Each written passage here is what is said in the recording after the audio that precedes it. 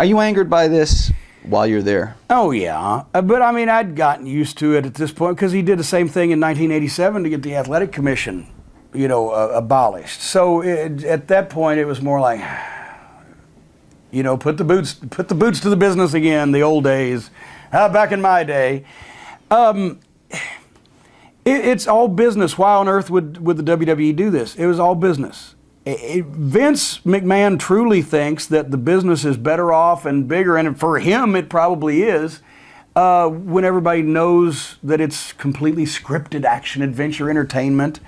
But as we see anybody else in the business besides him, no, it's not. It's worse. It's worse for the wrestlers. It's worse for the other promoters. It's worse for the fans. It's worse for everybody except for Vince. So, no, it was another thing that was done. Nobody would try to talk him out of it because they're going to save fucking, you know, however many $1 million over whatever amount of time. The one thing I did want to touch on as part of this, though, it no longer requires the athletes to pass physicals before the shows. Do you think this is one of the things that contributed to the state a lot of the guys are in now? Some of this could have been circumvented had they been getting legitimate physicals. If they've been getting legitimate physicals, we're talking about athletic commissions. When I first went to Louisiana, they said the athletic commission to fill out our license wanted a physical, and a physical was going to cost $100 and we just come from Tennessee and didn't have $100.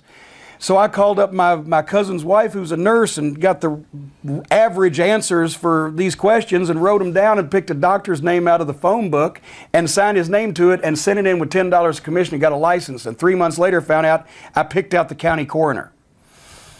And nobody said a goddamn. But the athletic commission, they wanted their fucking tax money, and they want to take every one of the boys' money for license. And that's basically what the athletic commissions have done for pro wrestling most places over the past. Well, I always heard that in the 60s and 70s, the backroom dealings with the joke of the commissioner, hey, come on in, goes into the promoter's office. Oh, the one in Evansville, they say, hey, give the guys the fucking hernia, or not the hernia, but the hemorrhoid exam, you know, you know.